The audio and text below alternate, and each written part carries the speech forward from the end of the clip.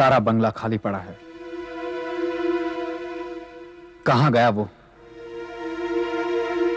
Time तो यही दिया था।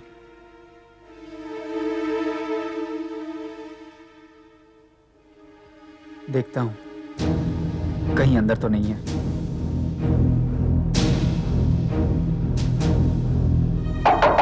केशव जी, केशव जी। अरे, दरवाजा खुला पड़ा है। कोई दिखाई तो नहीं दे रहा यहां पर। केशव जी।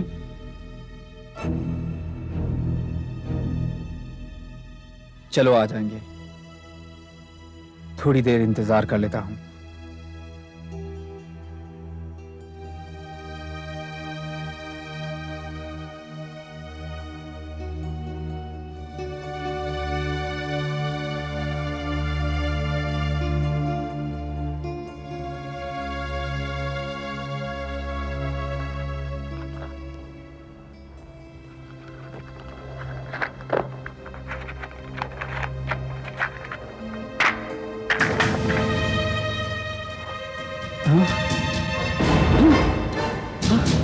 हे भगवान, ये क्या हो गया?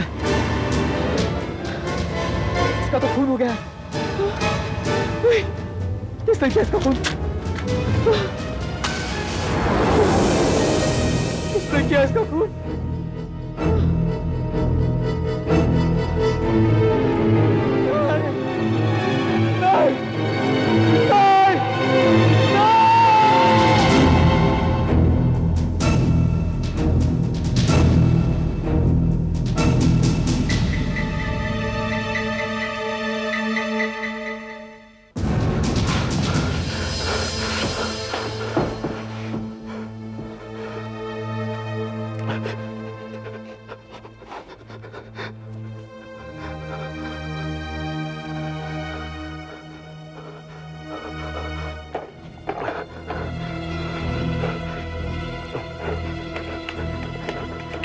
तो उसका कल जाके पता लगा सुधाकर। हाँ हेलो। हाँ बोलो। नहीं साहब तो नहीं है। हाँ एक मिनट सर आपका फोन। हेलो, एसीपी प्रद्युमन यहाँ। एसीपी साहब मैं सोमेश कुमार बोल रहा हूँ साहब आपको याद है साहब? सोमेश कुमार? सोमेश कुमार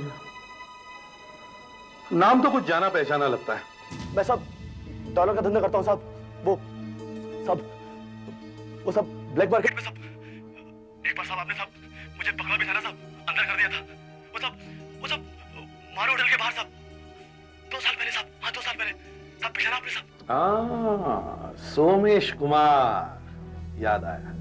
फिर से पकड़ा गया क्या? नहीं साहब नहीं, आज दूसरी बात है साहब। वो क्या है ना सर, मैं एक आदमी से मिलने गया था आज। केशव नाम था उसका, केशव। उसको डॉलर चाहिए साहब बाहर भेजने के लिए, इसीलिए उसके घर गया था साहब। 14 नंबर सोहराब सोसाइटी। लेकिन साहब उसका किसी ने खून कर दिया साहब। खून? हाँ साहब, मगर वो खून मैंने नहीं किया साहब। हाँ साहब, मैं वहां गया जरूर था साहब, और आपको साहब 1-2 जगह मेरी उंगलियों के निशान भी मिल जाएंगे साहब, लेकिन वो खून मैंने नहीं किया साहब। आपको तो मालूम है साहब, मैं छोटे मोटे गलत काम करता रहता हूँ साहब, लेकिन वो खून मैंने नहीं किया साहब। हाँ साहब, मैंने खूनी को देखा साहब। तुमने खूनी को देखा? हाँ साहब, मैंने खूनी का चेहरा देखा साहब। कौन है वो? साहब वो खूनी साहब, वो खूनी साहब। Hello hello hello hello hello. लगता है कट हो गया।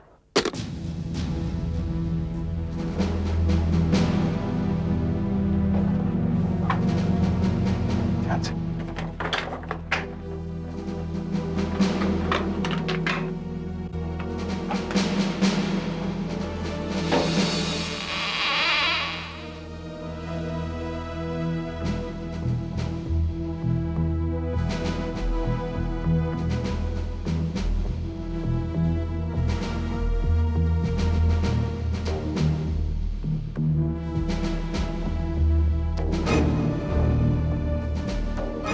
और यहां पड़ी है।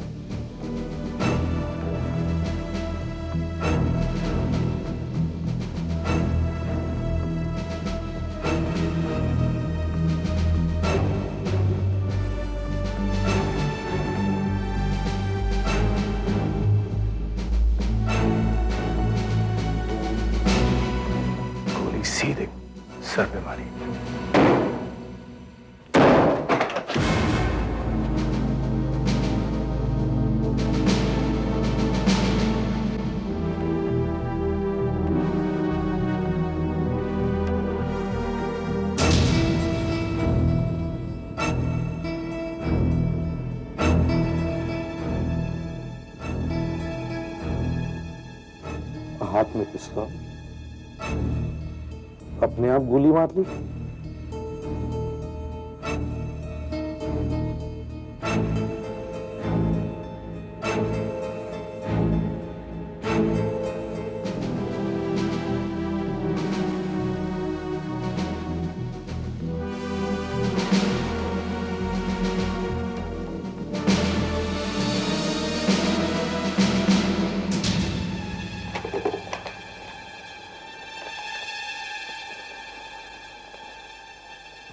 केशव का खून मैंने किया है और अब मेरे पास अपनी जान लेने के सिवाय और कोई रास्ता नहीं है। सोमेश,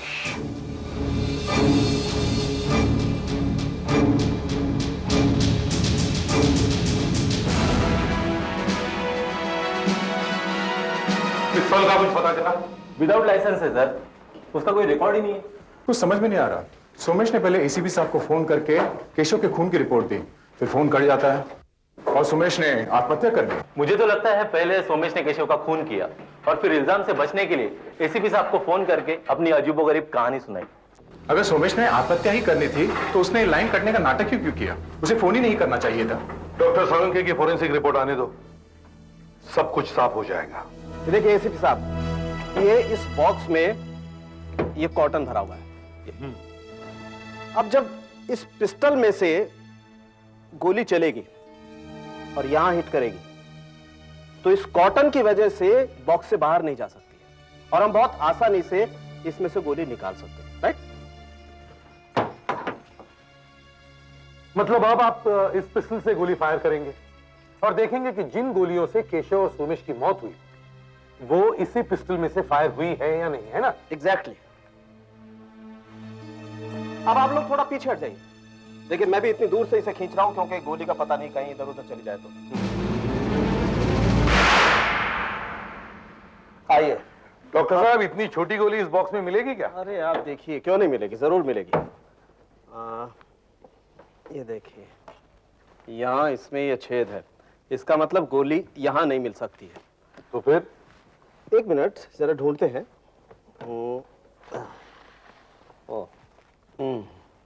यहाँ भी छेद है, इसका मतलब गोली यहाँ से भी पार निकल गई है। तो फिर गोली है कहाँ डॉक्टर साहब? गोली यहाँ होगी। कहीं बाहर तो निकल नहीं गई? अरे नहीं नहीं, बाहर नहीं निकली होगी, गोली इसमें होगी, यहाँ। अच्छा।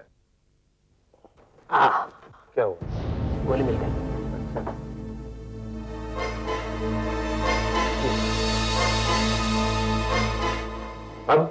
अब आइए आप मेरे साथ। ये देखिए,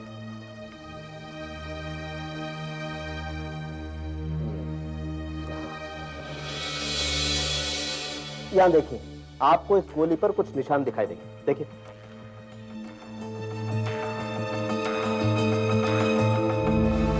ये आपके वो गन बैरल का निशान, जो फायर करने के बाद बंदूक के नली से गोली पर लगता है। जी हाँ, और जितनी बार बंदूक चलेगी हर गोली पर ठीक वैसा ही निशान हर बार लगेगा। ये देखिए, आप यहां देखिए, ये प्रिंट्स देख रहे हैं? ये वो गोली का निशान है जो सोमेश की बॉडी में से मिला था, और ये फोटो है जो गोली केशव की बॉडी में से मिली थी उसका। और यहाँ एक और प्रिंट है, ये देखिए, मैंने इसी पिस्टल से एक गोली पहले फायर करके उसका प्रिंट निकाला था। ये देखिए एसीपी साहब, ये तीनों प्रिंट आपस में एकदम मैच करते हैं, जैसा इस गोली पर भी निशान है। इसका मतलब साफ है एसीपी साहब कि सोमेश और केशव की मौत एक ही पिस्टल से हुई है, इसी पिस्टल से। इसका मतलब है सोमेश ने पहले केशव को मारा और फिर उसी पिस्टल से आत्महत्या कर ली? जी नहीं, पिस्टल से गोली चली जरूर, लेकिन ना तो सोमेश ने केशव की हत्या की और ना आत्महत्या की। क्या? देखिए एसीपी साहब, आप तो जानते हैं कि जब कोई आदमी पिस्टल चलाता है, यानी जब कोई ट्रिगर दबाता है, तो गन पाउडर का कुछ हिस्सा उसके हाथों पे लग जाता है। जी हाँ। और अपना निशान छोड़ जाता है, राइट? अब आप देखिए, ये सोमेश का हाथ, यहां पर कहीं कोई गन पाउडर का निशान नहीं, राइट? इसका मतलब साफ है कि सोमेश ने पिस्तौल चलाई ही नहीं। मतलब किसी और ने पहले केशव का खून किया और फिर सोमेश को मार डाला। कौन हो सकता है? केशव के घर चलो। गाड़ी नहीं लगती है? हाँ सर।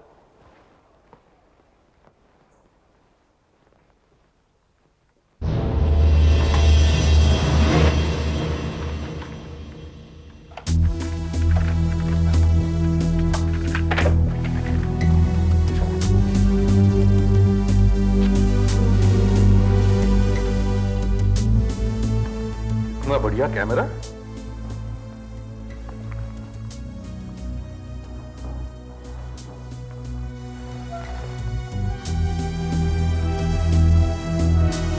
लगता है फोटोग्राफी का शौक था।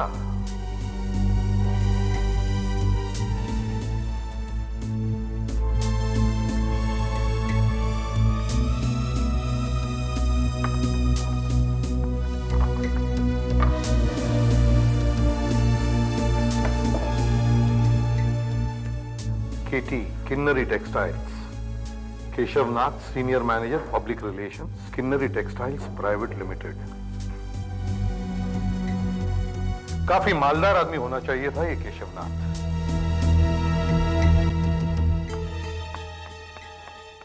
इतना बड़ा बंगला खुद का था या किराए का? किराए का। ये देखिए, ये ड्रॉअर में मिली है। किराए की रसीद है? हाँ सर। 10,000 रुपए किराए भरता था ये केशवनाथ। सर, ये देखिए क्या है। दराज में तकरीबन 5 लाख रुपए हैं। 5 लाख हार्ड कैश। 5 लाख। देखा, 7-8 लाख की गाड़ी, इतना खूबसूरत बंगला जिसका किराया 10,000 रुपये, घर में तकरीबन 5 lakh hard cash.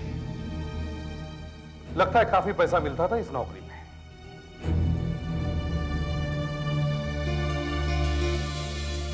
Magazine, national geographic.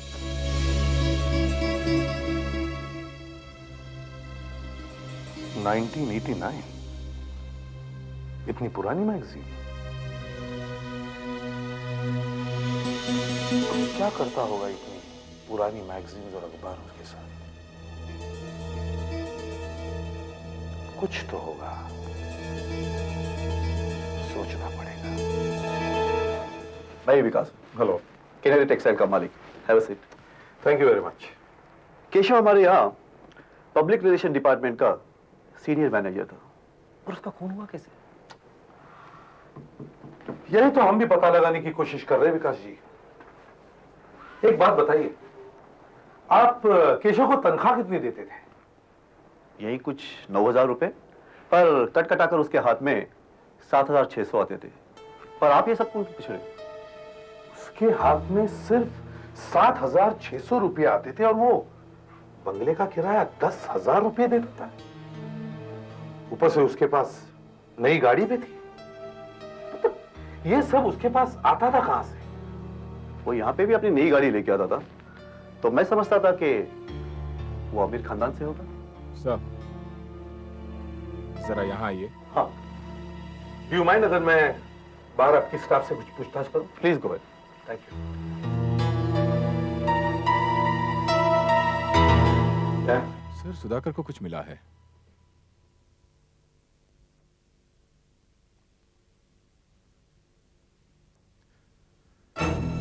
क्या बता सकते हैं मिस्टर केशव की किसी के साथ कोई दुश्मनी या? हाँ सुधाकर, क्या बात है?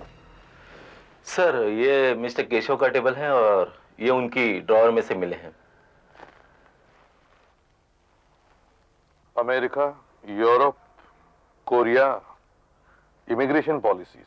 केशव क्या यहां जाकर रहने की सोच रहे थे? देखो और कुछ मिलता है क्या? नहीं, वो ज्यादा किसी के साथ बात ही नहीं करते थे। हाँ, एक आदमी है जिसकी मिस्टर केशव के साथ हमेशा ही अनबन रहती है। किसकी बात कर रही हैं आप? वो नायक साहब हैं। अभी कुछ दिन पहले ही उन दोनों में बहस हो रही थी। ये नायक है कौन? वो जो अंदर बैठे हैं वही है नायक साहब। हुई थी बहस, हुई थी, हमारी बहस हुई थी सर, लेकिन केशव को मारा नहीं है मैंने। किस बात पर बहस हुई थी तुम्हारी उसके साथ? सर एक छोटी सी बात थी, एक पब्लिसिटी ब्रोशर बनाना था, मुझसे देर हो गई, सबके सामने उसने मेरी बेइज्जती कर दी। मैंने भी कहा ये देख, ये कंपनी तेरे बाप की नहीं है, आगे से बात करनी है तो इज्जत से बात करना। थोड़ा सा सीनियर क्या हो गया, चर्बी चढ़ गई है तेरे को। ऐसा कहा तुमने अपने सीनियर मैनेजर से? Senior manager? अरे एक घटिया सा फोटोग्राफर जिसकी खींची हुई एक भी फोटो आज तक फोकस में नहीं आई, वो सीनियर मैनेजर बन गया। अरे साहब, विकास साहब ने तो उसे 6 महीने पहले नौकरी से निकाल दिया था, फिर 2 दिन के बाद पता नहीं क्या हुआ, वो आ गया, उसे प्रमोशन मिल गया, वो सीनियर मैनेजर बन गया।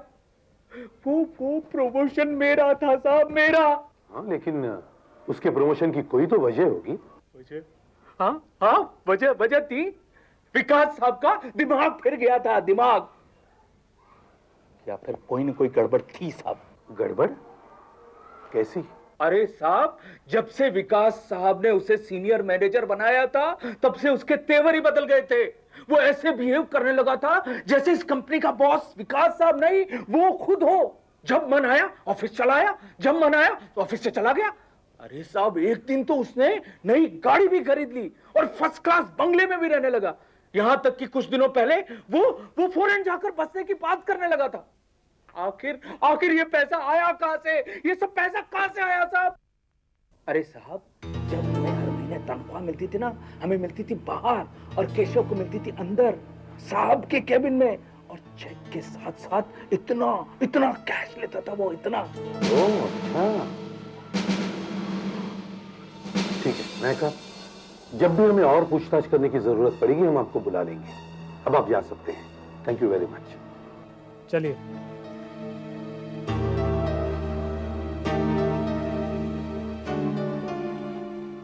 आऊंगा साहब, आप जब भी बुलाएंगे आऊंगा। Thank you.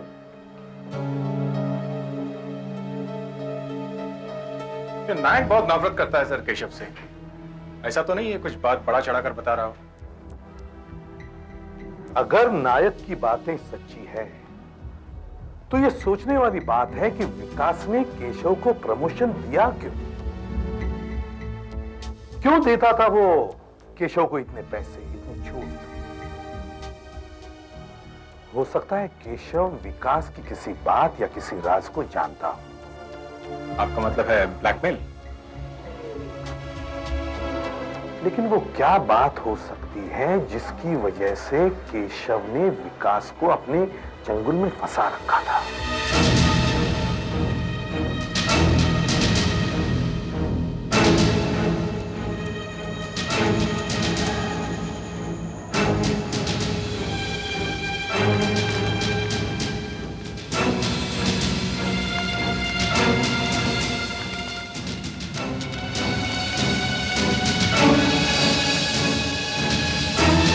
विकास के बारे में और कुछ नहीं जानकारी? हाँ सर, 3 साल पहले वो एक छोटे से कंपनी में सेल्स एग्जीक्यूटिव था। उसकी मुलाकात मनीषा से हुई और उनकी शादी हो गई। मनीषा एक अमीर घराने की है और उनके कई मिले भी हैं। उनके परिवार वालों ने किनरी टेक्सटाइल्स खोला और उसका मैनेजिंग डायरेक्टर विकास को बना दिया। विकास की शादी एक अमीर खानदान में हुई। केशव एक फोटोग्राफर है, हो सकता है उसको विकास के बारे में कुछ पता लग गया हो, जिसकी वो तस्वीरें खींचता है और उनके जरिए विकास को ब्लैकमेल करना शुरू करता है। उसके चुप रहने की कीमत है प्रमोशन, पैसा। विकास पर 24 घंटे निगरानी रखो। वो कहां जाता है, क्या करता है, किस किस से मिलता है, सब कुछ मालूम।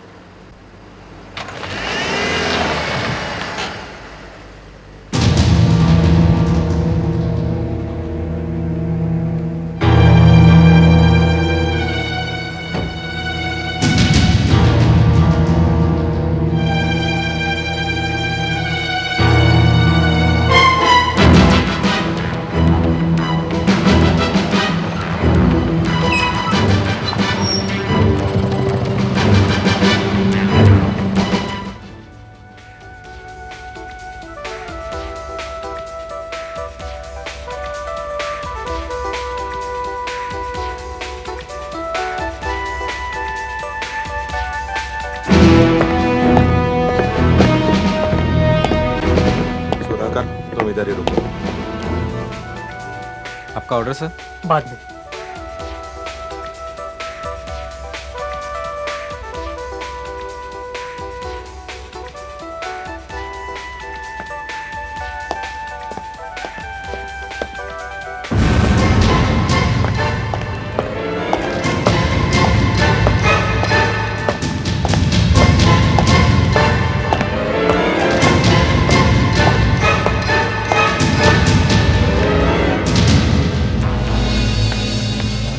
सुधाकर, तुम यहाँ ही रुको, ये किसी का इंतजार कर रहा है। हम रेस्टोरेंट में जाके बैठते हैं, ठीक है?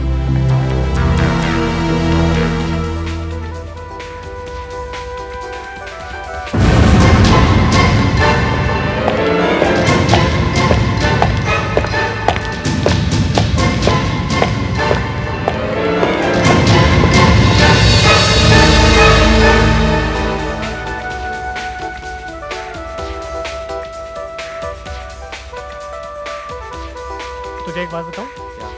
ये लोग जो अभी आए ना, मैं इनको अच्छी तरह जानता हूँ। अच्छा। वो लंबे वाला दिखाई दे रहा है ना, वो लंबे वाला, वो CID वाला। एक बार मैं मुसीबत में फंस गया था तो इन लोगों ने मुझे बचाया था। बहुत अच्छे लोग हैं।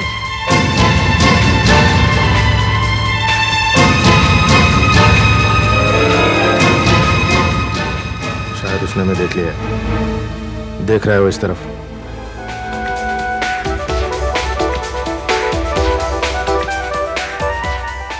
विकास,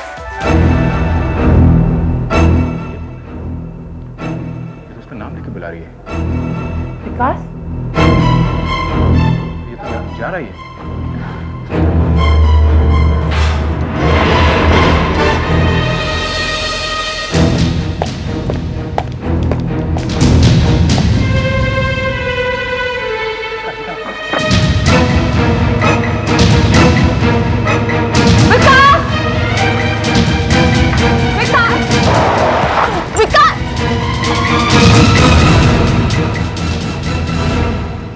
विकास से मिलने आई थी?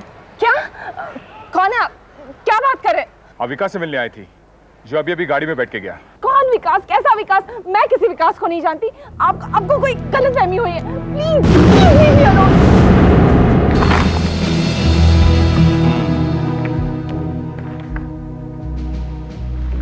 रुक्कू के नाम चिट्ठियां विकास की लिखी हुई। रुक्कू आप ही हैं, है ना? देखिए, इन चिट्ठियों और इन फोटोग्राफ से साफ जाहिर होता है कि आप विकास को अच्छी तरह से जानती हैं। मैं आपकी चिट्ठियां नहीं पढ़ूंगा, बस आप हमें सच सच बताइए, आपका और विकास का रिश्ता क्या है?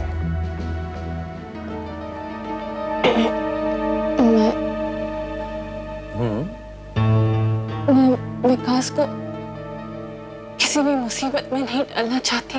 वो तो पहले से ही मुसीबत है। देखिए, आप हमें सच सच बताइए, आप हैं कौन? आपका इस तरह से विकास से छुप छुप के मिलना, ये चिट्ठियां, ये फोटोग्राफ्स, आखिर ये सब माजरा क्या है? मैं विकास को पिछले 6 सालों से जानती हूँ। मैं और वो, हम दोनों शादी करने वाले थे। और विकास की शादी हो गई मनीषा से। हाँ, मैंने जब ये खबर सुनी, मैं पागल सी हो गई। कहाँ वो विकास जो मुझसे शादी के वादे किया करता था? उसे जैसे एक अमीर लड़की मिली, उसने उसका हाथ थाम लिया। फिर शादी के 1 साल बाद अचानक उसका फोन आया और उसके बाद लगातार उसके फोन आते रहे। कहता था वो शादी से खुश नहीं है, मुझसे अब भी प्यार करता है, बहुत प्यार करता है। मुझसे मिलने की मिन्नतें कर रहा था। मैं भी अपने आप को रोक नहीं पाई और मैं उससे मिलने लगी। मगर कुछ दिन पहले कुछ दिन पहले क्या हुआ? कुछ दिन पहले अचानक उसका फोन आया और उसने मुझसे कहा कि मैं उससे कभी ना मिलूं, आज के बाद कभी मिलूं नहीं, कभी फोन नहीं करूं और मैं ये शहर भी छोड़ के चली जाऊं। क्या विकास ने आपको बताया कि कोई उसे ब्लैकमेल कर रहा है? एसीपी साहब, मैं रुकू के बारे में सब कुछ जानती हूँ। जैसे ही हमारी शादी हुई थी, विकास ने मुझे अपने और रुकू के बारे में साफ साफ बता दिया था कि ये लोग अब भी एक दूसरे से प्यार करते हैं। क्या आपको रुकू के बारे में शुरू से ही पता है? हाँ, करीब 2 सालों से हमारे बीच काफी टेंशन चल रही थी, इसलिए पिछले हफ्ते ही मैंने ये तय कर लिया था कि अगर विकास को रुकू से सचमुच प्यार है तो मैं इन्हें तलाक दे देती हूँ और ये उससे शादी कर सकते हैं। मैंने इसके बारे में बहुत सोचा और मेरी समझ में आया कि मैं जो कर रहा हूँ गलत कर रहा हूँ। मुझे रुकू से नहीं मिलना चाहिए। और इन्होंने रुकू से मिलना बंद कर दिया, हमेशा के लिए। अब तो आपको सब कुछ पता चल गया ना एसीपी साहब। जब मनीषा रुकू के बारे में शुरू से ही जानती थी तो केशव मुझे ब्लैकमेल करेगा ही क्यों, और मैं उसका खून क्यों करूं? कैसे हो सकता है? कैसे हो सकता है? कुछ समझ में नहीं आ रहा है। ये कैसे हो सकता है?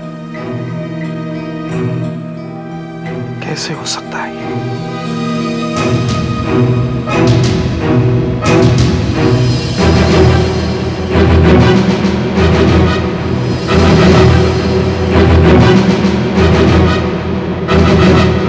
घर से मिली इन पुरानी मैगजीन्स का इन खूनों से क्या वास्ता?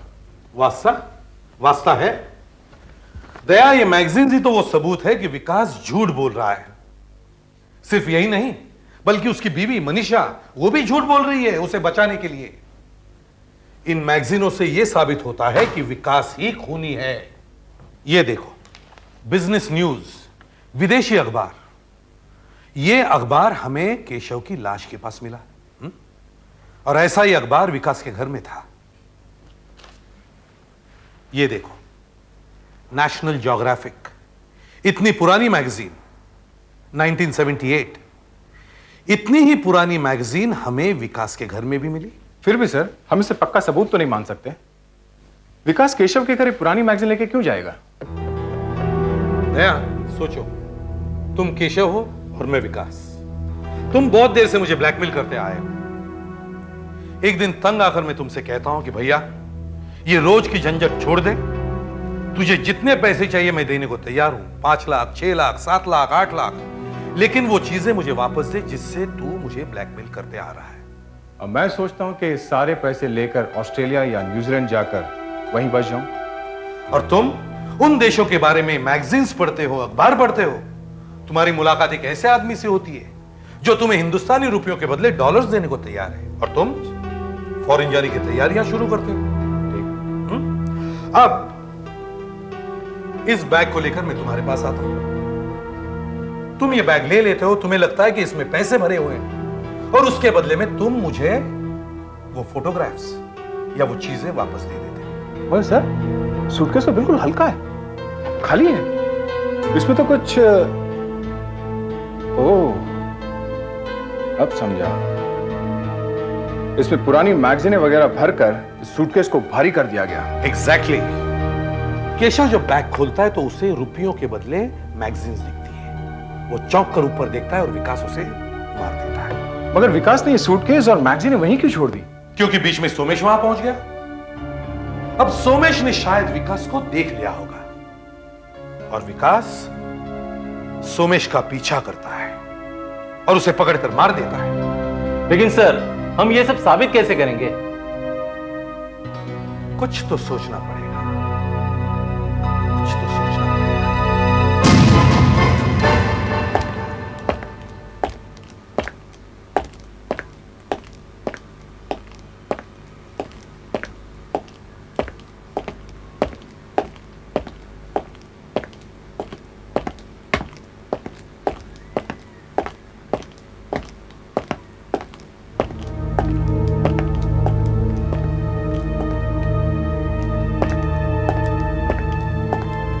प्रीतम स्टूडियो, यहीं पे बुलाया था।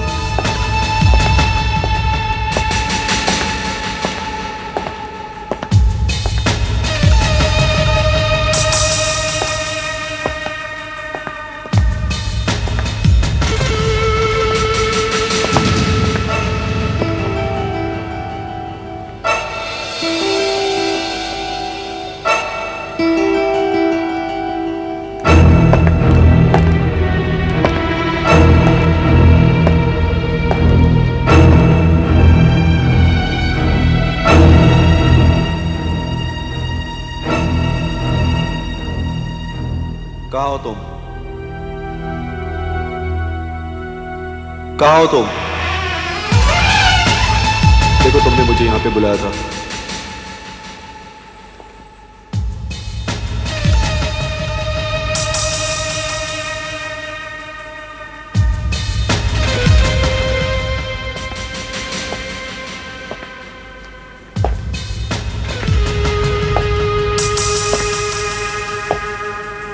कहाँ हो तुम? अगर वाकई तुम केशव के दोस्त हो तो पैसे लेकर रोल दे दो। कहाँ हो तुम?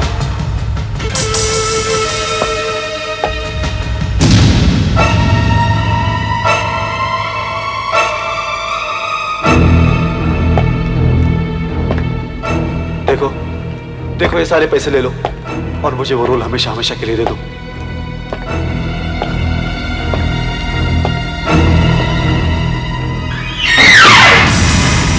कहाँ हो तुम? सामने क्यों नहीं आते? कहाँ हो तुम? हिलना नहीं। चलो चलो, पीछे मुड़ने की कोशिश मत करना। कोई चालाकी नहीं, सीधे सीधे चलो। इस तरफ, अंदर की तरफ। मुड़ा अंदर, मुड़ा अंदर। बैग नीचे रखो।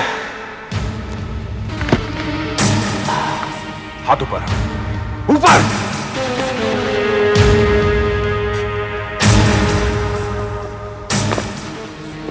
हाथ ऊपर, हाथ ऊपर। देखो, मेरे पास बंदूक नहीं है, बैग में सिर्फ पैसे है। रोल है तुम्हारे पास? है, तो पहले पैसा। हाथ ऊपर, हाथ ऊपर।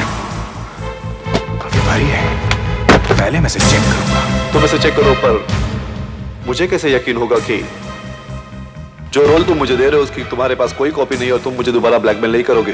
ये 5 लाख मेरे लिए बहुत है। कोई चालाकी नहीं, पीछे गोली मार दूंगा मैं। अरे ये क्या? मैं कहती हूँ हिलना मत।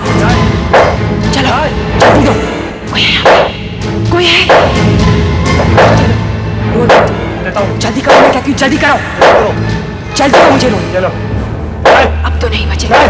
मनीषा, गोली मत चलाओ। तुझे मनीषा, उसे रोल दे दिया, उसे जाने दो। मनीषा, मनीषा, तुम पागल तो नहीं हो गई? Go back. जब मैं तुम्हें मार सकती हूँ तो तीसरे को मारने में क्या होता है? बंदूक हटाओ। कोई नहीं है।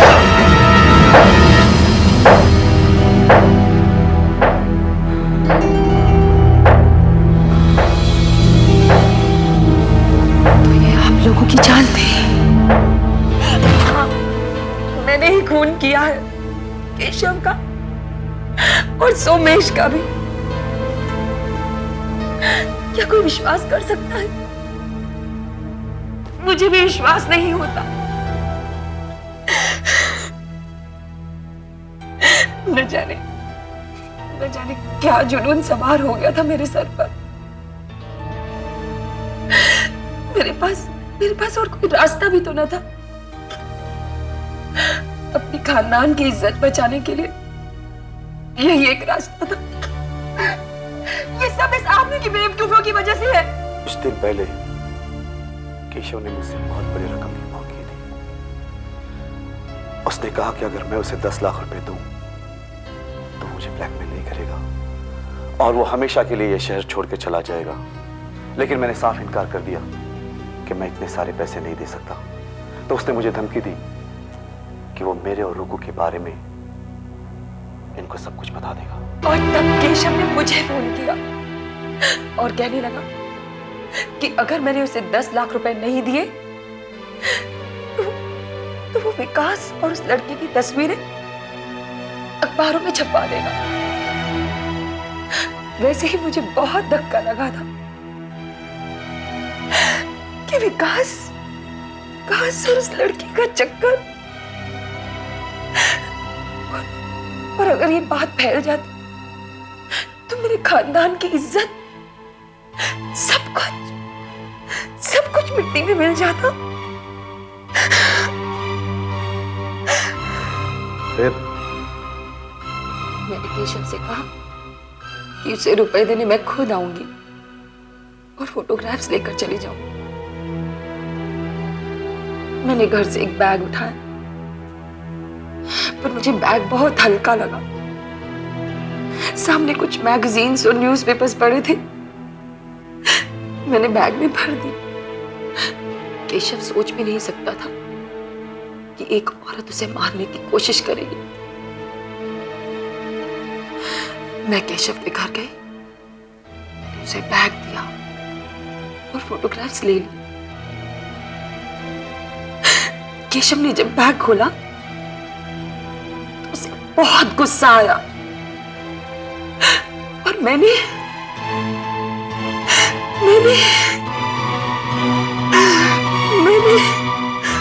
इसे गोली मार दी। मगर सोमेश उसी वक्त वहां पहुंच गया और इसलिए आपको उसे भी मारना पड़ा। सोमेश केशव के घर अपना जैकेट छोड़कर भागा। उसके ड्राइविंग लाइसेंस से मुझे उसकी एड्रेस का पता चला। मैं उसके घर गई तो वो पुलिस से फोन पर बातें कर रहा था। मैंने फोन की तार खींची और उसे एक सुसाइड नोट लिखा और फिर मैंने उसे भी मार दिया।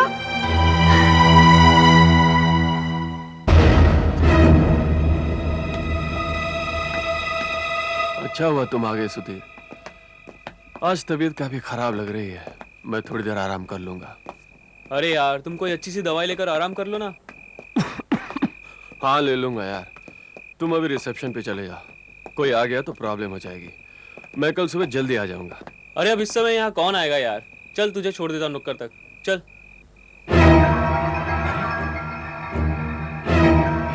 ये कौन पड़ा है? लगता है कोई शराब पीकर गिरा हुआ है। अरे बेवड़े लोग भी अजीब होते हैं यार, जहाँ गिरे वहीं सो जाते हैं। ए भाई उठ, ए हीरो उठ, हेलो उठो उठो। इसने काफी शराब पी रखी थी क्योंकि काफी बदबू आ रही है। अच्छा ये बताइए आपने लाश को छेड़ा तो नहीं है? नहीं साहब।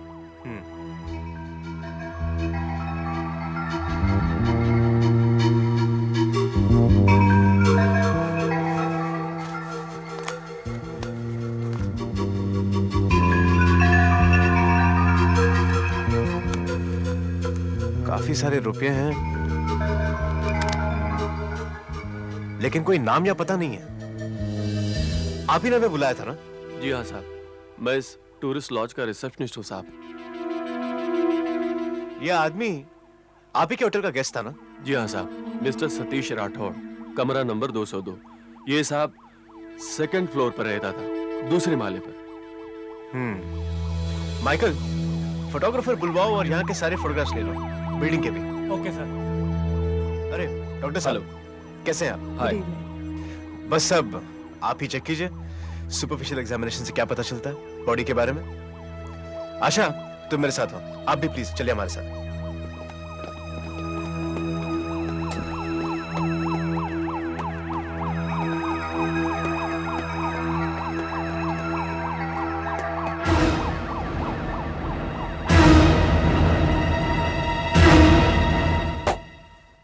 सतीश राठौड़ बैंगलोर का रहने वाला है।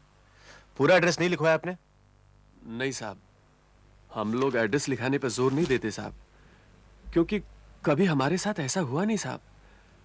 पिछले 18 साल से ये होटल है साहब, लेकिन आज तक किसी ने आत्महत्या नहीं की। एक मिनट, यह हत्या है या आत्महत्या हम पता लगाएंगे। आप पहले सिर्फ ये बताइए कि ये आदमी होटल में आया कब था? आज ही आया था, दोपहर को। उस वक्त आप ही ड्यूटी पर थे? जी हाँ साहब, मेरी ड्यूटी 12 बजे शुरू होती है, वो करीब 2 बजे आया था साहब। आप मिस्टर राठौर का कमरा दिखाइए। आइए साहब। सुधाकर, लॉज में जितने भी गेस्ट हैं उनसे पूछताछ करो किसी ने कोई आवाज सुनी या नहीं। सर इस तरफ साहब,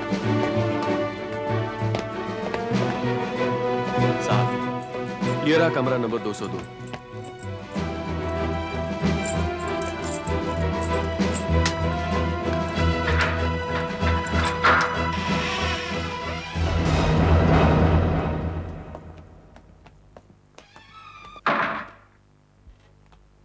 यहाँ किसी भी चीज को छुआ या छेड़ा तो नहीं है ना? बिल्कुल नहीं साहब, लाश मिलने के बाद मैं यहाँ पहली बार आ रहा हूँ।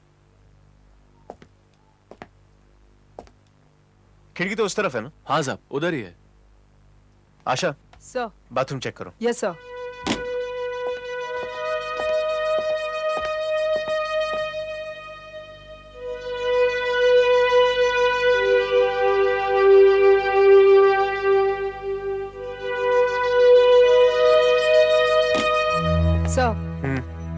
सर बाथरूम में कुछ नहीं मिला सर। ओके।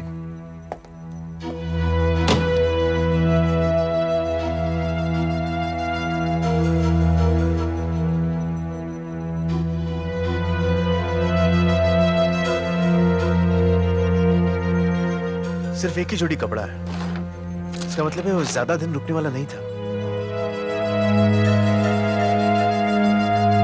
ऐसा कुछ नहीं इस बैग में जिससे पता लग सके कि वो आदमी कौन था। अजीब बात है, ना कोई आईडी कार्ड, ना क्रेडिट कार्ड, ना ड्राइवर्स लाइसेंस। सर कपड़े भी काफी महंगे हैं, लगता है किसी अमीर खानदान का था।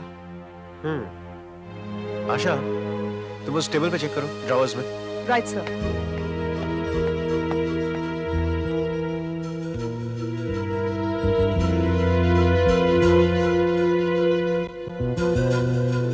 लिपस्टिक, यहाँ पर कोई लड़की आई थी? देखिए, इस ग्लास पर लिपस्टिक के निशान है। लड़की? हाँ साहब, एक लड़की आई थी करीब 11:30 बजे। राठौर साहब उसी का इंतजार कर रहे थे। राठौर साहब ने रिसेप्शन पर कह रखा था कि अगर कोई लड़की उनसे मिलने आए तो उसे कमरे में भेज देना। अच्छा, कौन थी वो लड़की? पता नहीं साहब, उसने नाम तो नहीं बताया, लेकिन देखने में एकदम मेम साहब लग रही थी। लाल रंग का स्कर्ट, लाल कमीज पहनी थी, बस इतना ही मालूम है साहब। अच्छा मिस्टर मनोहर, ये बताइए कि वो लड़की होटल में से कितने बजे गई होगी? 15 मिनट बाद चली गई साहब। अच्छा सर ये देखिए। ये कागज आपके होटल का है? भगवान जाने साहब, नहीं, होटल का नहीं है। कंगन? सर इस पे एम लिखा हुआ है। सर ये कंगन यहाँ क्या कर रहा है? ये कागज भी शायद इसी का है। अच्छा मिस्टर मनोहर, आपके हिसाब से मिस्टर सतीश राठौड़ काफी परेशान लग रहे थे। क्या आपकी उनसे कुछ बात हुई थी? मेरी उनसे 2 बार बात हुई थी साहब, और दोनों ही बार उन्होंने मुझसे ड्रिंक के बॉटल्स मंगाए। आपका मतलब है 2 बोतलें? जी हाँ साहब। पहली बार जब उन्होंने ऑर्डर दिया तब करीब 7 बज रहे थे। वो खुद ही नीचे आए थे।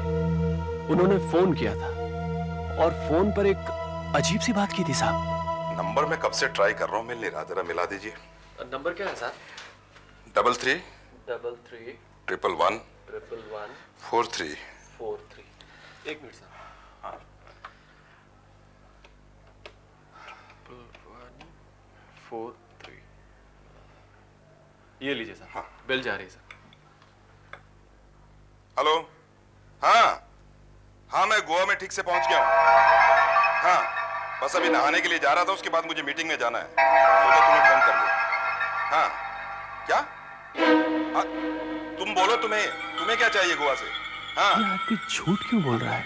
नंबर यहाँ का। ये बंबई में और फिर कह रहा गोवा पहुंच गया हूँ। लेकिन एक बात मेरी समझ में नहीं आई कि अगर वो मुंबई में ही था तो फिर उसने ये क्यों कहा कि वो गोवा में है? पता नहीं साहब, मैं तो खुद ही बहुत हैरान हो ए- गया। ए- मैंने एक सोचा मिनट, कि आपने दूसरी बोतल कब भेजी? करीब 10:30 बजे। 10:30 बजे? यानी कि 7 से लेकर 10:30 बजे तक मिस्टर राठौड़ ने शराब की एक पूरी बोतल पी ली और उसके बाद उन्होंने एक और बोतल मंगाई, राइट? हाँ मैडम, और जब मैं बोतल लेकर अंदर गया तो वो फोन पर किसी से चिल्ला चिल्ला कर बातें कर रहे थे। बहुत चिल्ला रहे थे वो। तुमने बातें सुनी? क्या बात कर रहे थे वो? क्या बातें हुई ये तो मुझे नहीं पता चला, लेकिन वो किसी विलास नाम के आदमी से बातें कर रहे थे। फिर मुझे वहां रुकना ठीक नहीं लगा, मैंने बोतल रख दी और नीचे चला गया। और फिर साहब करीब 11:30 बजे वो लाल कपड़े वाली मेम साहब आ गई। बस मुझे इतना ही मालूम है। लाल ड्रेस में एक लड़की, ग्लास पर लिपस्टिक का निशान, किसी विलास नाम के आदमी के साथ फोन पर बहस, एक कंगन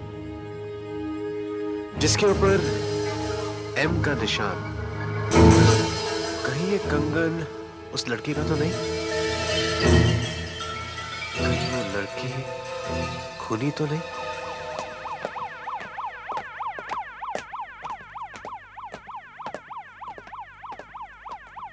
हाँ डॉक्टर साहब। या वीरेन कम। पता चला? हाँ, ये ऐसा लगता है लाश अभी अकड़ना शुरू ही हुई है। ये देखो, ये इसका मतलब ये आदमी लगभग 3 घंटे पहले मरा होगा। अभी 2 बज रहे हैं, यानी इसकी मौत कोई 11 साढ़े 11 बजे के आसपास हुई है। अच्छा डॉक्टर साहब, क्या आप यकीनन कह सकते हैं कि आदमी ऊपर से ही गिरा? दिखता तो ऐसा ही है, बॉडी की पोजीशन भी यही बताती है। और ये देखो, ये इसकी टांगे पूरी तरह से टूट गई हैं, मल्टीपल फ्रैक्चर है। ये देखो, सब टूट गई है। एक बात है जो बहुत अजीब है, ये देखो यहाँ,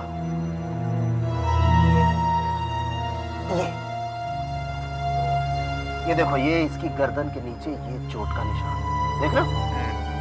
इस निशान को देखने से पता लगता है जैसे इस आदमी को किसी ने किसी हथियार से मारा है। एक मिनट डॉक्टर साहब, क्या ऐसा हो सकता है कि गिरते वक्त उसकी गर्दन खिड़की से या किसी और चीज से टकराई हो? हाँ, ये भी हो सकता है। बहरहाल अभी तो मैं इस लाश को पोस्टमार्टम के लिए ले जाता हूँ और ये भी स्टडी कर लेता हूँ कि आखिर ये गिरा कैसे।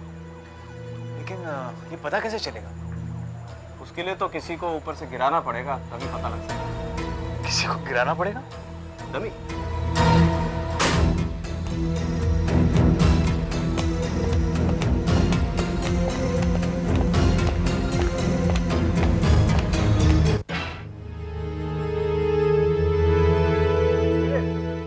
अगर मिस्टर राठौड़ ने आत्महत्या की थी तो नेचुरली पहले उन्होंने अपने पैर खिड़की से बाहर निकाले होंगे, फिर जंप लगाया होगा। जैसे, एक minute, Sudhakar sir, I am ready. हाँ, इस बॉडी के पैर थोड़े बाहर निकालो। ये सर। और थोड़े सर। हाँ, अब फेंको।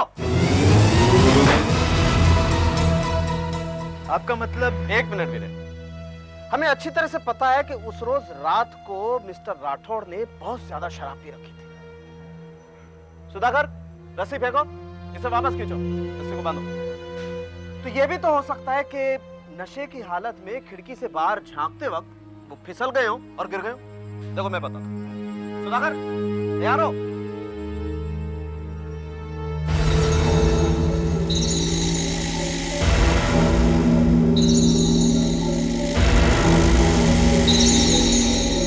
सुधाकर, अब इसको बाहर निकालो, ऐसे जैसे कोई बाहर खिड़की से देखता है।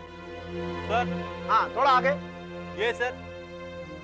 और आगे। हाँ, गुड, वेरी गुड। हाँ, फेंको।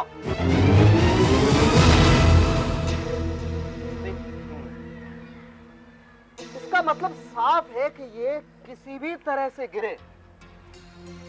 इसकी गर्दन के नीचे यहाँ पीठ पर कोई चोट लग ही नहीं सकती। देखो देखो, अगर हम बिल्डिंग को गौर से देखें तो बिल्डिंग के बाहर कोई ऐसी नुकीली चीज हमें दिखाई नहीं देती जो इसके शरीर से टकराए और इसके यहाँ पर ये चोट लगे। एक और बात, हमें अच्छी तरह से पता है कि इसकी पैर की हड्डियां पूरी तरह से टूट चुकी हैं। इसका मतलब साफ है कि नीचे गिरते वक्त पहले इसकी टांगे जमीन से टकराई।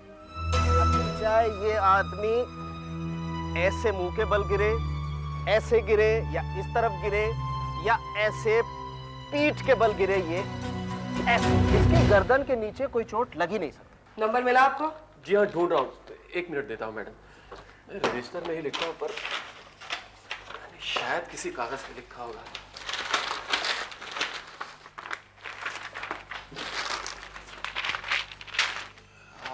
जी हाँ, मिल गया, ये रहा वो नंबर। 331143 331143।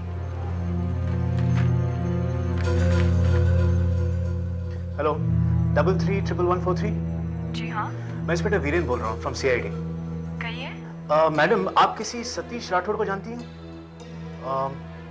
बेंगलोर का रहने वाला। नहीं तो?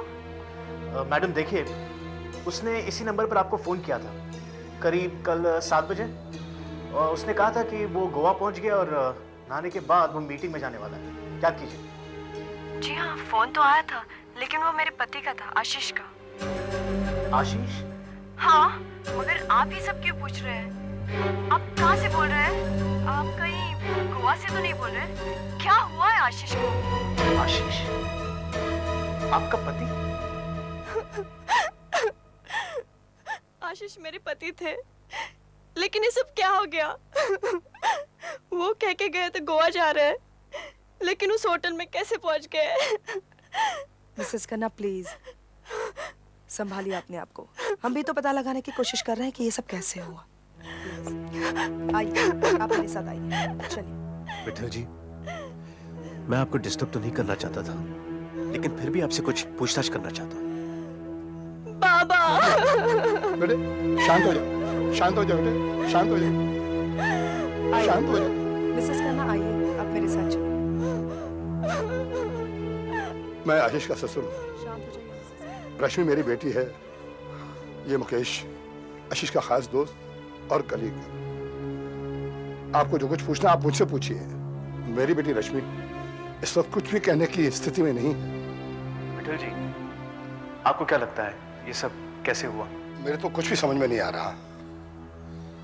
आशीष कल सुबह घर से गोवा जा रहा हूं कहकर निकला था। उसका फोन भी आया था, उसने बताया कि वो गोवा पहुंच गया है। और आप कह रहे हैं कि वो गोवा गया ही नहीं? उसे झूठ बोलने की क्या जरूरत थी? अच्छा, आशीष की किसी विलास नाम के आदमी के साथ होटल के कमरे में से फोन पर बहस हुई थी। क्या आप किसी विलास को जानते हैं? जहां तक कि मुझे मालूम है, आशीष किसी भी विलास को नहीं जानता था। अच्छा, आप इस कंगन को पहचानते हैं? ये देखिए, इस पर M लिखा हुआ है। आप में से किसी का तो नहीं है? देखिए। मेरा ख्याल है मैंने इसे पहले कभी नहीं देखा। आप देखिए। क्या आशीष की मौत का इससे कोई संबंध है? देखिए, हम भी यही पता लगाने की कोशिश कर रहे हैं। एक और बात, आशीष के कमरे के डस्टबिन में से हमें यह कागज मिला है। क्या आप इसे पहचानते हैं? जरा बताइए। जी हाँ, इन कागजों में हम हीरे लपेटते हैं। हीरे? हाँ, हम हीरे एक्सपोर्ट करते हैं।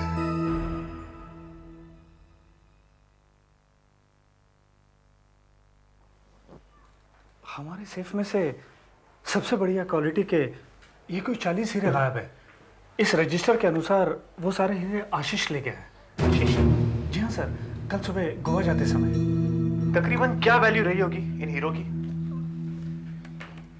इंडियन मार्केट के हिसाब से तकरीबन 5 लाख। जी हाँ सर।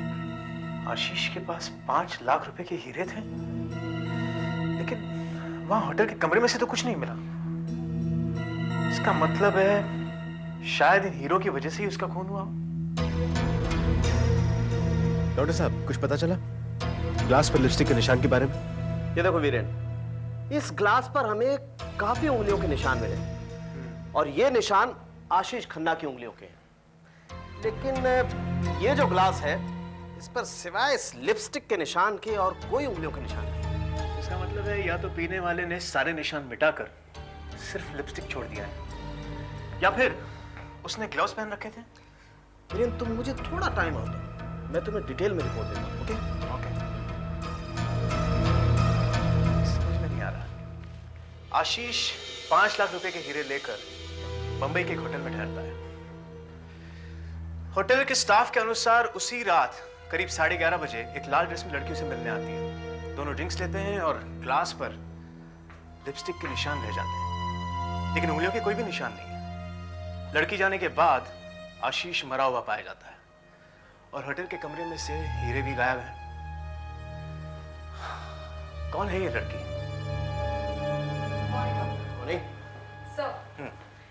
सर ये है mister Mehta, jewellery expert. Hello sir ये हमें इस कंगन के बारे में कुछ बता सकते हैं? हाँ बताइए। सर मैंने इस कंगन को बड़ी बारीकी से देखा है, चेक किया है। ये ज्यादा महंगा नहीं है, ये कुछ 2-2.5 हजार तक का होगा। लेकिन हाँ, इस पर जो काम किया गया है वो मैंगलोरी कारीगर ने किया। अच्छा मिस्टर मेहता, क्या आप बता सकते हैं कि ऐसे कंगन बंबई में और कहां-कहां मिल सकते हैं? ये तो कहना बड़ा मुश्किल होगा, लेकिन हाँ, ये मैंगलोरी कारीगर ज्यादातर भुलेश्वर और ठाकुरदार में ही काम करते हैं। हो सकता है कि इस डिजाइन का कंगन हम वहीं किसी दुकान से बेचा गया पाए। अच्छा, thank you mister Mehta.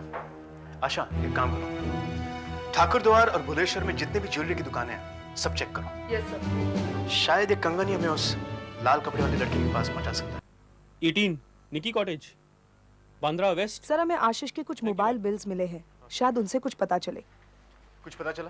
Sir in 3 numbers पे ही ज्यादातर कॉल्स किए गए हैं। एक उनके घर का है, एक उनके ऑफिस का है, और ये तीसरा नंबर, ये किसका है? सेम नंबर, काफी बार इस नंबर पर फोन किए गए हैं।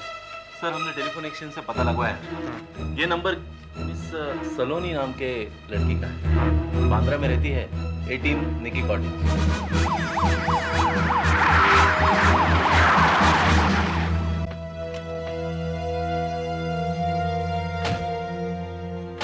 घर तो यही है।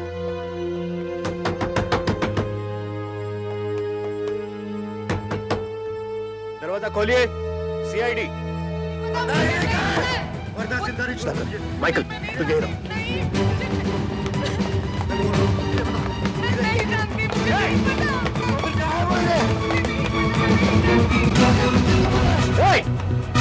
रुक जाओ, वरना गोली मार दूंगा।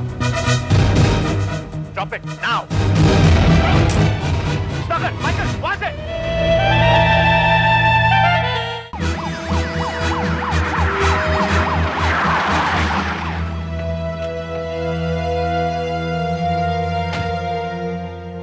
घर तो यही है।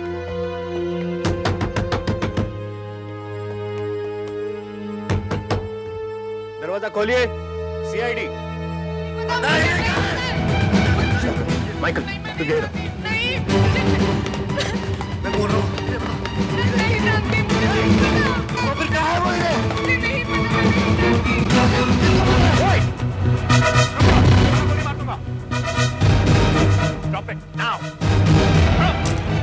Stop it, Michael, what's it?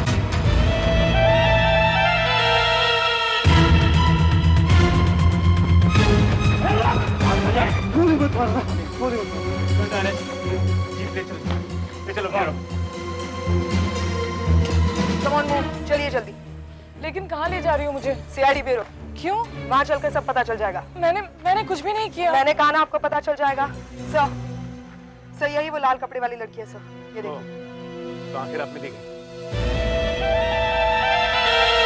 तो वो लाल कपड़ों वाली आप ही हैं मिस सलोनी, जो आशीष को मिलने टूरिस्ट लॉज पर गई थी? ये कौन है? ये मेरे मंगेतर हैं प्रकाश। मंगेतर? स्ट्रेंज। और इन्होंने आपको मारने की कोशिश की? मैं आपको सब कुछ बताती हूँ, लेकिन प्लीज मुझे इससे बचा लीजिए। ये एकदम पागल हो गया है। पागल हो गया।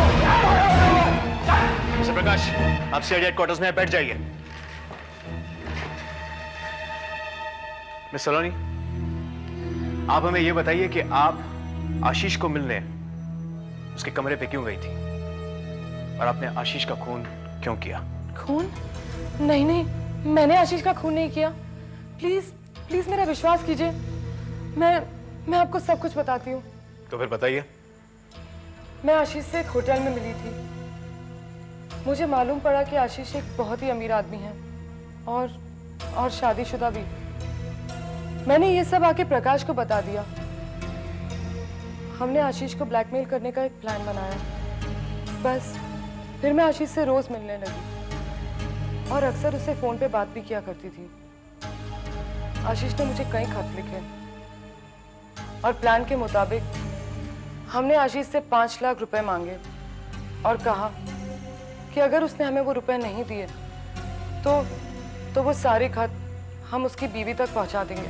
और फिर आशीष डर गया। हमने आशीष से सारा रुपया एक ही साथ मांगा। हमारे कहने पे ही आशीष उस टूरिस्ट लॉज में 5 लाख के हीरे लेकर आया था और उसके बाद आप और प्रकाश दोनों टूरिस्ट लॉज हीरे लेने गए। प्रकाश मेरे साथ नहीं था क्योंकि हाल ही में वो 3 साल की सजा काट के आया है और दोबारा वो रिस्क लेना नहीं चाहता था। इसीलिए आशीष से मिलने मैं अकेली ही उस टूरिस्ट लॉज में चली गई।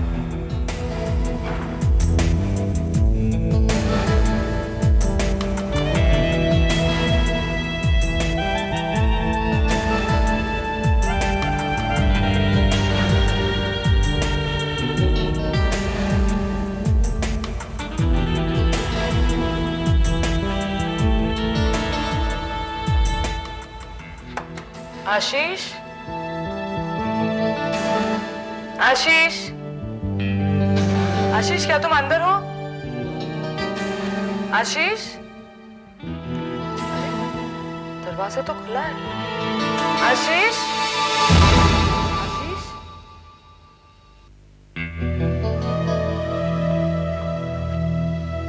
आशीष, आशीष उठो। आशीष, लगता है बहुत पी लिया। आशीष, आशीष गेट अप। आशीष, ये तो मर गया।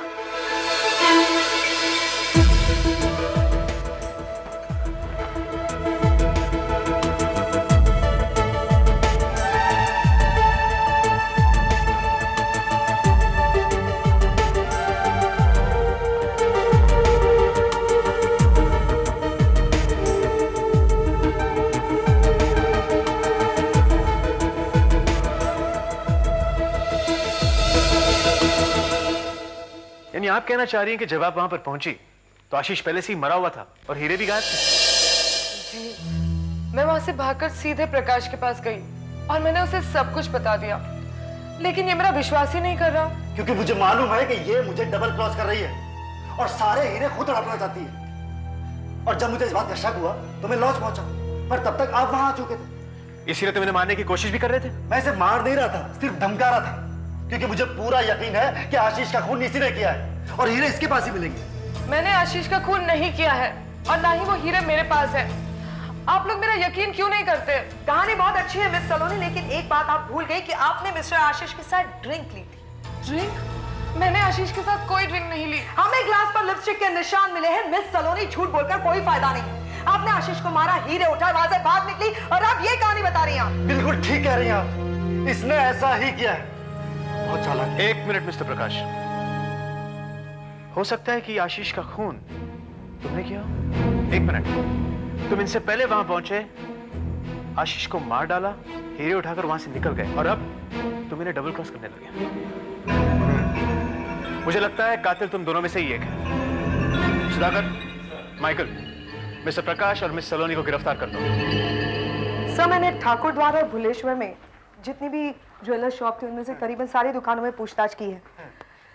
अभी 5 दुकानें बाकी है सर, और मुझे यकीन है सर उन दुकानों में हमें पता चल जाएगा कि ये कंगन किसका है। ओके, गुड, चलो। तो डॉक्टर साहब। हाँ वीरेन, क्या पता चला?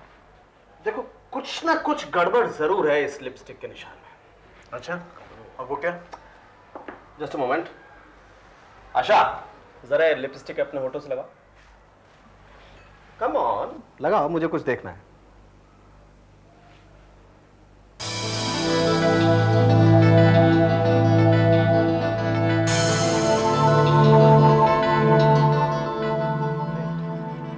अब इस ग्लास से जरा एक SIP low. Come on.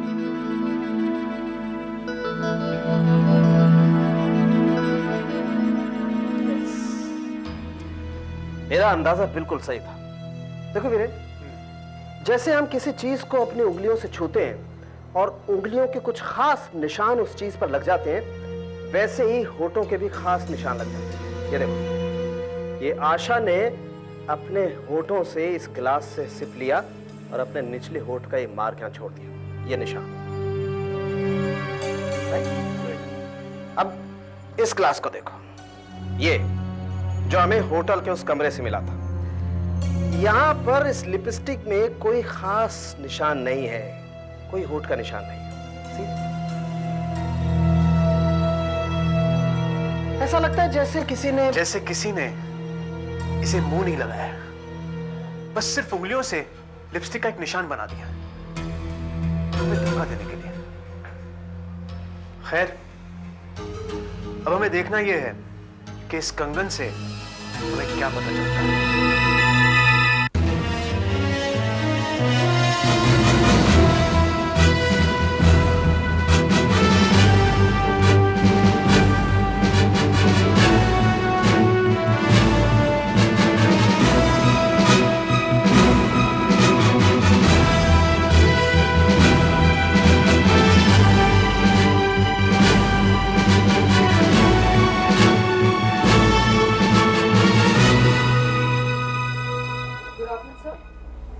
Inspector Asha from CID। Good afternoon. Sir, हम आपसे कुछ बात करना चाहते हैं, कुछ पूछना चाहते हैं। हाँ जी, पूछिए। ये कंगन क्या आपकी दुकान से बनवा गया था? जी हाँ, ये मेरी दुकान का ही बना हुआ है, काफी पॉपुलर है, काफी बिकता है। क्या आप हमें बता सकते हैं कि ये किसने बनवाया था, क्योंकि हम उसे ढूंढ रहे हैं। नहीं जी, ये तो बहुत मुश्किल है बताना, क्योंकि ये काफी पॉपुलर डिजाइन है और बहुत ही बिकते हैं। अब देखिए, इस कंगन पर M एनग्रेव किया हुआ है, शायद इससे कुछ आपको मदद मिल जाए। तो कोशिश करते हैं, देखते हैं।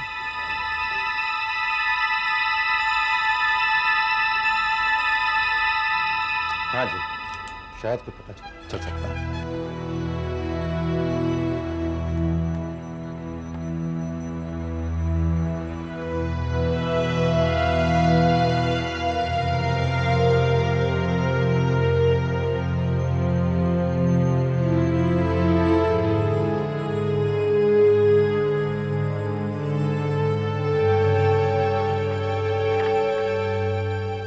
हाँ जी, ये 6 महीने पहले एक कस्टमर ने बनाया था, जिसका नाम है मलिका सेन।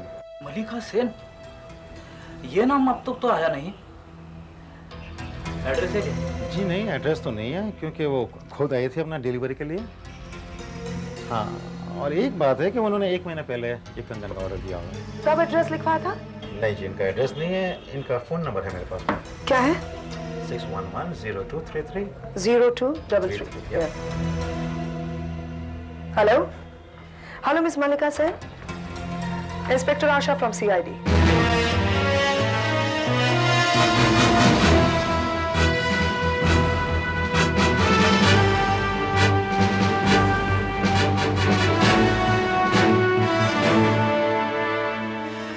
Please come in. बैठिए। मिस मलिका। यस। क्या ये कंगन आपका है? ध्यान से देखिए, इस पर M अल्फाबेट छपा हुआ है। ये तो मेरा ही है। ये आपको कहाँ से मिला? देखिए, आप हमें सिर्फ ये बताइए कि क्या आप किसी आशीष खन्ना को जानती हैं? आशीष खन्ना? नहीं, मैं किसी आशीष खन्ना को नहीं जानती। क्या ये उनको मिला था? जी नहीं, हमें ये कंगन आशीष खन्ना के होटल के कमरे में से मिला। उससे आशीष खन्ना का खून हो गया। खून? मैं कुछ समझी नहीं। देखिए, मैं नहीं जानती ये वहां कैसे पहुंचा। मुझसे ये 6 महीने पहले ही खो गया था। 6 महीने पहले? जी हाँ, मैं और मेरे पति करीब 6 महीने पहले ही मुंबई आए थे।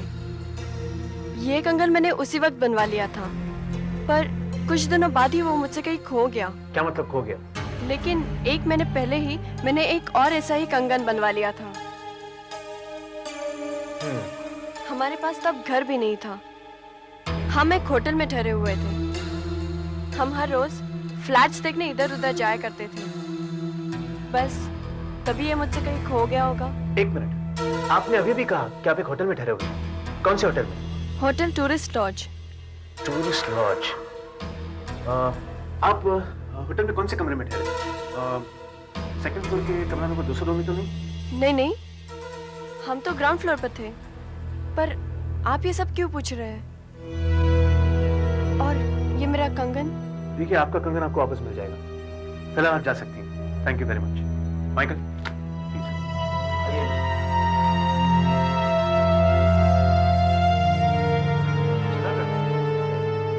इसे एविडेंस बॉक्स में डाल दो। ओके सर, अगर कंगन 6 महीने पहले ही खो गया था तो वो आशीष खन्ना के कमरे में कैसे पहुंचा? इंटरेस्टिंग है, लेकिन हमें सारी बातें जोड़नी पड़ेंगी। ये कंगन, ये लिपस्टिक के निशान। सर, हम अब तक मिस्टर विलास के बारे में कुछ नहीं जान पाए। कहीं वो तो... आशा, सोचो, एक बच्चा एक रोज स्कूल नहीं जाता है, मतलब स्कूल से छुट्टी मारता है, ऐसे।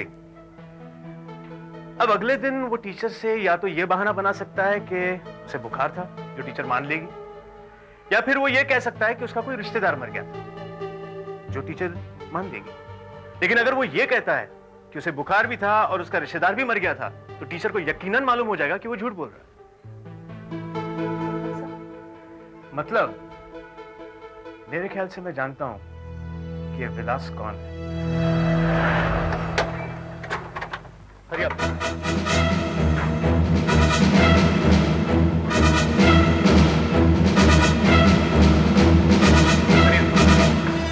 मनोहर कहां है? ऊपर। Move fast.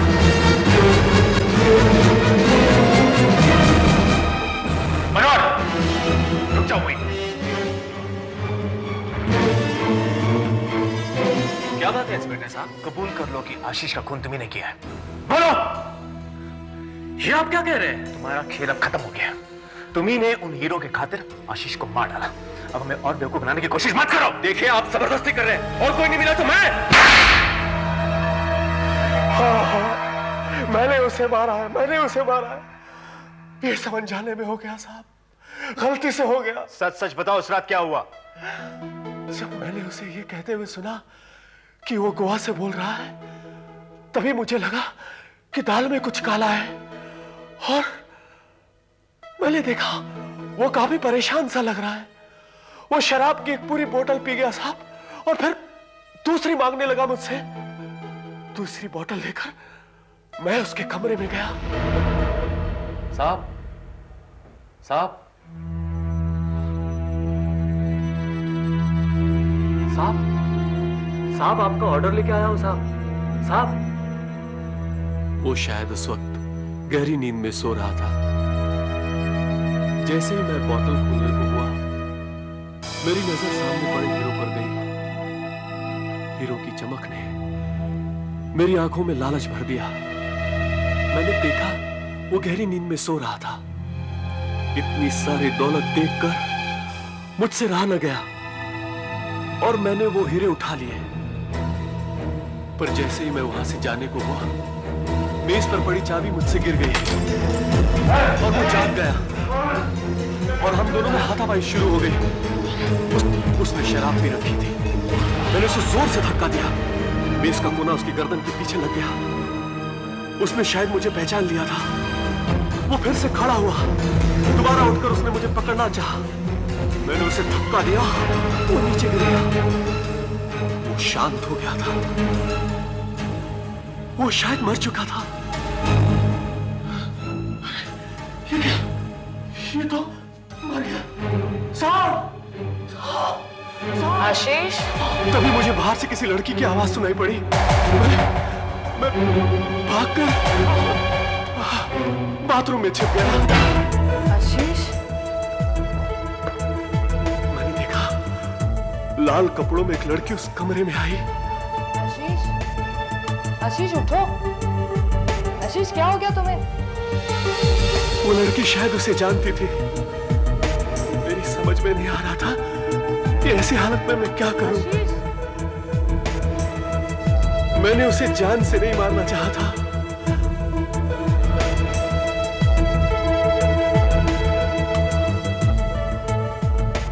ये तो मर गया।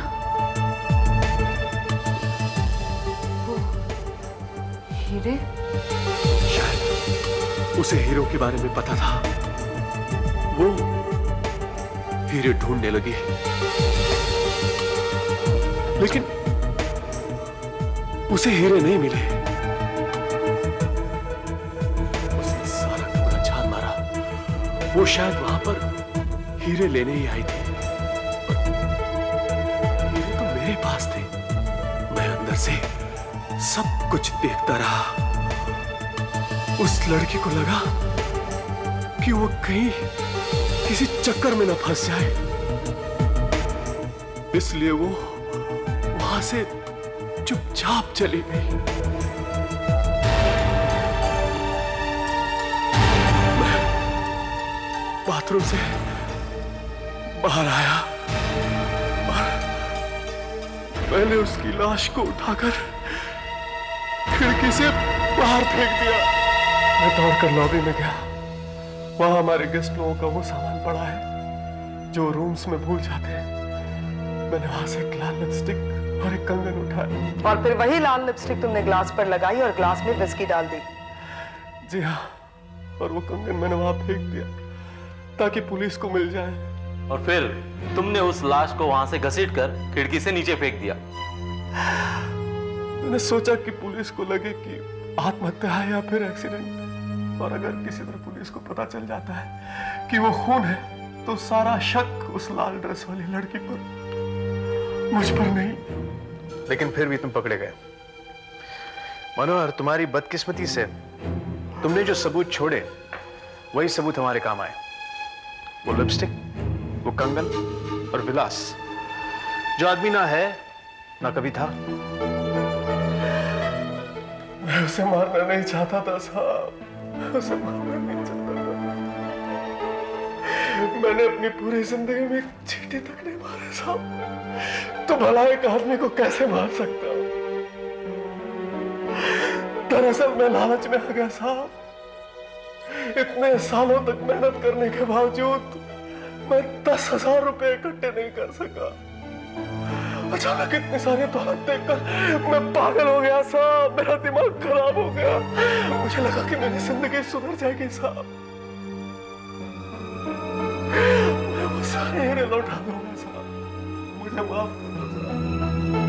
मैंने जानबूझकर उसे नहीं मारा साहब, मुझे माफ कर दो। मनोहर,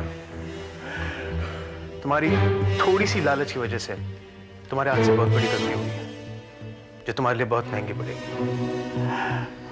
मुझे अफसोस के साथ कहना पड़ रहा है कि हीरो की चोरी और आशीष खन्ना के खून के जुर्म में मैं तुम्हें गिरफ्तार करता हूं।